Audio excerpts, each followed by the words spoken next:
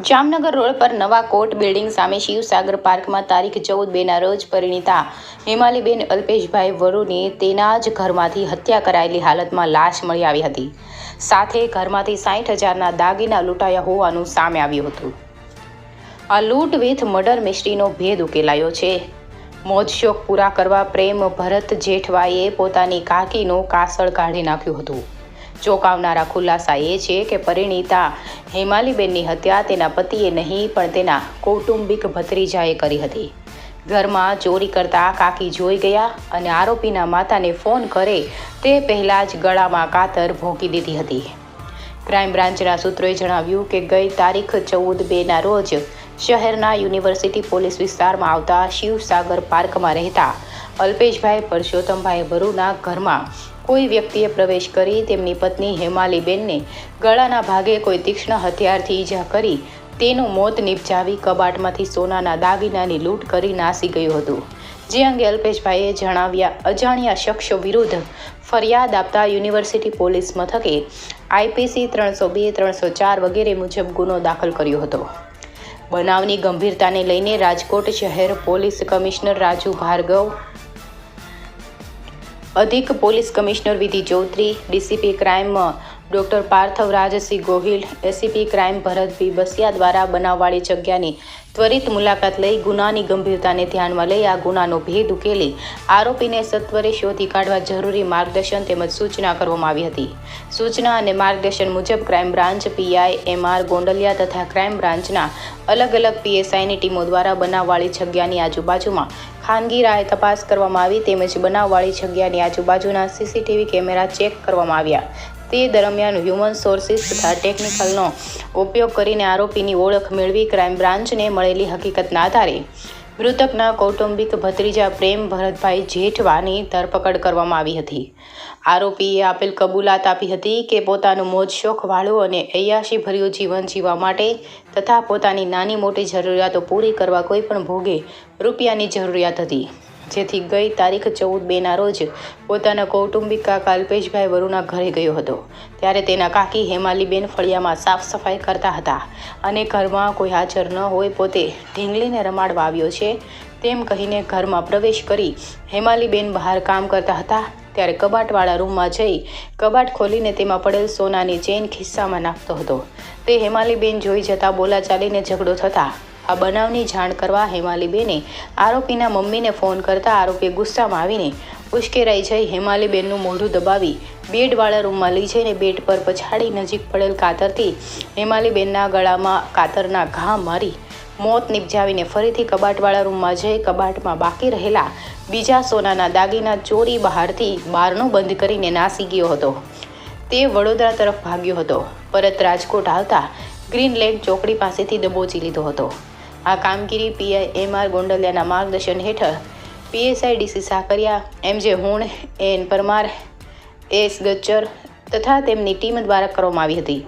Crime બ્રાન્ચે ધીરજપૂર્વક ઝીણવટભરી તપાસ કરી એક તબક્કે પતિએ ગભરાઈને ગુનો કબૂલી પણ લીધો હતો. પણ 100 ગુનેગાર ભલે છૂટી જાય, એક નિર્દોષને સજા ન થવી જોઈએ તે સૂત્ર સાથે પોલીસે કામગીરી કરતા સાચા આરોપી સુધી પહોંચવામાં સફળતા મળી. આરોપી પ્રેમની પ્રેમિકાએ કહ્યું કે ફરવા જવું છે, પૈસા હતા નહીં, તેથી કૌટુંબિક કાકીના ઘરમાં ઘૂસીને હત્યા કરી લૂંટ ચલાવી.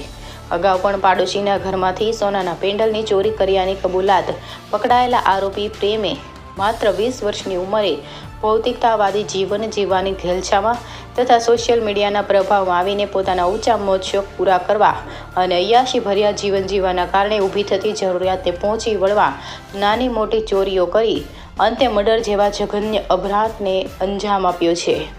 નાની ઉંમરે બાળકો ભૌતિકતાવાદી જીવન અને સોશિયલ મીડિયાની અતિશયોક્તિમાં આવીને ગેરમાર્ગે જતા હોય છે. તેને અટકાવવા માટે વાલીઓએ પોતાના સંતાનો શું કરે છે તેનું ધ્યાન રાખવું ખૂબ જ જરૂરી છે. આરોપી પ્રેમ પાસેથી સોનાનો ચેઇન, સોનાની લક્કી, સોનાનો હાર, સોનાની કાનની 2 જોડી બુટ્ટી, સોનાનો ચેઇન, સોનાનું પેન્ડલ, 2 મોબાઈલ ફોન, 2200 રોકડા રૂપિયા મળી 2,17,700નો મુદ્દામાલ કબજે કરાયો છે. પ્રેમે કબૂલાત કરી હતી કે તારીખ 14/1ના રોજ તેણે પોતાના પાડોશી પંકજભાઈ પ્રજાપતિના ઘરે પતંગ ઉડાવવા ગયો ત્યારે પંકજભાઈના ઘરના તમામ માણસો અગાસી પર હતા અને ઘરમાં કોઈ હાજર ન હતું. તે દરમિયાન આરોપીએ પંકજભાઈના ઘરમાં જઈને કબાટના ખાનામાંથી પેન્ડલ સહિતના સામાનની ચોરી કરી હતી. રિપોર્ટર ભરત ભરડવા સાથે રોહિત પોજાણી, રાજકોટ. 14/2/2024ના રોજ ઘંટેશ્વર જે ન્યૂ કોર્ટ બિલ્ડિંગ છે એને સામે શિવ પાર્ક સોસાયટીમાં રાતના લગભગ 8 વાગે કરીબ યુનિવર્સિટી પોલીસ સ્ટેશનમાં એક બહેન જેનું નામ હેમાલીબેન હતા, એની મૃત્યુ થઈ છે. એની સમાચાર મળતા ત્યાં તપાસ કરવામાં આવેલું અને તપાસ દરમિયાન તેઓનો મર્ડર થયા છે એવી હકીકત જાણવા મળી હતી. એ અંતર્ગત બધી તપાસો ચાલતી હતી. પ્રથમ એના પતિના પૂછપરછ કરવામાં આવી અને તેઓ દ્વારા વારવાર પોલીસને ગેરમાર્ગે દોરવામાં આવતા હતા અને પોતે આ મર્ડર કર્યું છે એવી કબૂલાત આપતા, પરંતુ જે બધી પુરાવા અને જેને અમે ઘટનાક્રમ સાથે જોડવાની કોશિશ કરતા હતા એ ઘટનાક્રમ સાથે એની કહાની જે હતી એ મેચ થતી હતી નથી. એટલા માટે એને અટક કરવામાં આવેલું નથી અને ક્રાઇમ બ્રાન્ચ દ્વારા એની સઘન તપાસ ચાલુ રાખવામાં આવી. એ તપાસ દરમિયાન જાણવા મળ્યું હતું કે તેઓનો એક કુટુંબી ભતીજા જેના નામ પ્રેમ ભરતભાઈ જેઠવા, ઉંમર 20 વર્ષ અને અહીંયા પીજીમાં રહીને મજૂરી કામ કરતા હતા, તેઓ એને ઘર આવેલા. એની બધી માહિતી મળી. એ માહિતી આધારે અમે બાકી તપાસ આગળ વધારી હતી અને તપાસ દરમિયાન જે બધું પુરાવા મળ્યું, તેઓના ઘરમાંથી જે વસ્તુ ચોરાઈ હતી એ પણ એની રિકવરી થઈ અને ત્યારબાદ એની ખૂબ સઘન પૂછપરછ ક્રાઇમ બ્રાન્ચ દ્વારા કરવામાં આવી. અંતે તેઓએ ગુનો કર્યા એ કબૂલ કર્યા હતા. એમાં જે હકીકત હતી કે બપોરના સમયે લગભગ 3-1 વાગે તેઓ હેમાલીબેનના ઘરે ગયા અને એને એક 1.5 વર્ષની બેબી હતી.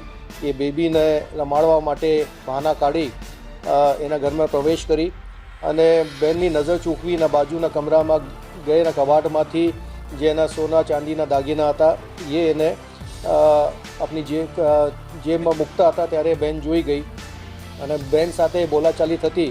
એના પહેલાંના ગળા દબાવવાની કોશિશ કરી અને ત્યારબાદ એક જે કાતર હતું, ત્યાં બાજુમાં નાની કાતર હતી, એ કાતર એના ગળામાં મારી નાખી અને ત્યાંથી બધા પૈસા, રોકડ રકમ અને સોના ચાંદી દાગીના લઈ અને તેઓની મહિલા મિત્ર સાથે આ લોકો ફરવા માટે નીકળી ગયા હતા.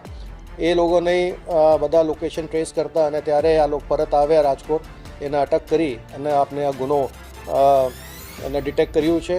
આ ગુના ડિટેક્ટ કરવામાં ખૂબ જે ખંતપૂર્વક અને જેને કહીએ કે ખૂબ પેશન્સથી જે ક્રાઇમ બ્રાન્ચ દ્વારા કામ કરી, એમાં DCP crime, ACP crime Shri Bharat Basiya અને ટીમ એ ખૂબ અભિનંદનના પાત્ર છે અને મને ખૂબ કહેતા હર્ષની લાગણી થઈ છે કે એમાં એક સાચા ગુનેગાર પોલીસે આપની તપાસ દરમિયાન અટક કરવામાં આવ્યું છે.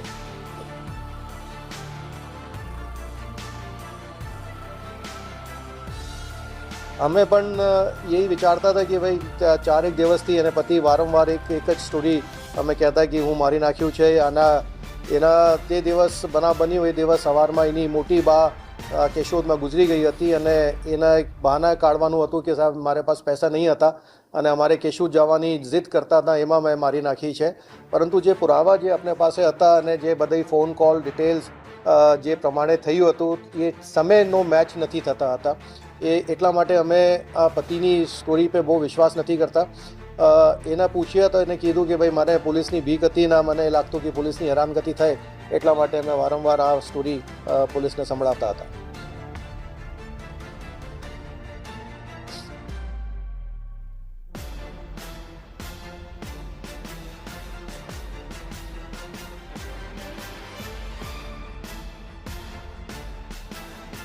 હું તમામ વાલી વારસોને યही સૂચના મારી તરફથી આપવા માગું છું કે આ બધા જે નાની નાની ઉંમરોમાં આપણા બધા બાળકીઓ જે મોબાઈલના રવાડે ચડી જાય છે, ઇન્સ્ટાગ્રામના મારફતે, ફેસબુકના મારફતે આ બધી દોસ્તી કરે છે, ફ્રેન્ડશિપ કરે છે અને ત્યારબાદ ઘણી બધી જે માંગણીઓ સંતોષવા માટે એના અંદર પણ જે એની મહિલા મિત્ર છે એ પણ પુખ્ત વયની નથી, એની ભાઈ 18 વર્ષથી ઓછી ઉંમરની છે અને એને પણ કંઈ ફરવા માટે જવાનું હતું અને કંઈ વસ્તુ લાવવાની હતી, એટલા માટે એને પૈસાની જરૂરત હતી અને પૈસા માટે એને આ બધું ચોરી કરવાનો ઇરાદો કર્યો. એના અગાઉ પણ 14/1/2024ના રોજ ગાંધીગ્રામ પોલીસ સ્ટેશનમાં પણ એને એક ઘરમાં ચોરી કરી એવી કબૂલાત કરી છે. એ ગુનો પણ દાખલ થયો છે. એ માટે પણ એને એ હતું કે મારે આ જે એની ગર્લફ્રેન્ડ છે એને કંઈ વસ્તુ આપવાની હતી, એટલા માટે કે આજે નાની ઉંમરમાં બધા આ મોબાઈલના મારફતે કે એવી બધી શોખની જિંદગી જીવવા માટે જે લોકોને અત્યારે એક ટેપ પડી ગઈ છે, એના માટે બધા માતા પિતાઓને આપણે થોડી સાવચેતી રાખવાની જરૂરત છે અને બાળકોને સહી માર્ગદર્શન મળે એ ખૂબ જ જરૂરી છે.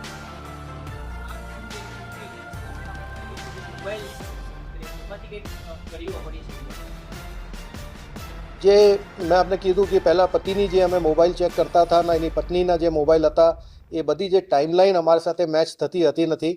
પછી એના અંદર જે બાકીના ચેટ જે થઈ છે, જેના સાથે મોબાઈલ પર એને વાત થઈ, એની પૂછપરછ કરી, એ લોકોના બધા મોબાઈલ ફોરેન્સિક્સ જે કર્યું એમાંથી અમે જે માહિતી મળી એના આધારે અમે આગળ તપાસ કરી.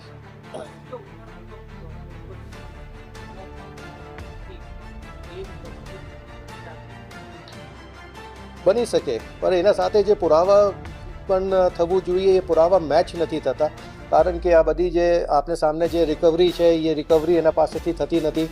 એના જે સમય કીધું કે જે સમય પર એને કીધું કે મેં બનાવ બન્યું છે એ સમય દરમિયાન એની હાજરી કોઈ બીજી જગ્યા હતી. એના CCTV ફૂટેજ પણ અમે મળ્યા, એના કોલ